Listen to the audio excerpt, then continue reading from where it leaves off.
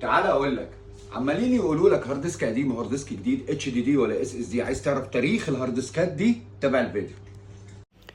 زمان كان في اختراع اسمه جراموفون، وفكرته اسطوانة محفورة بطريقة معينة يقدر الدراع دوت يحولها لأغنية، ومنها اتخذت الفكرة وحولوها لبيانات، وطبعا حطوا اسطوانات كتير وسموه هارد ديسك درايف أو اتش دي دي.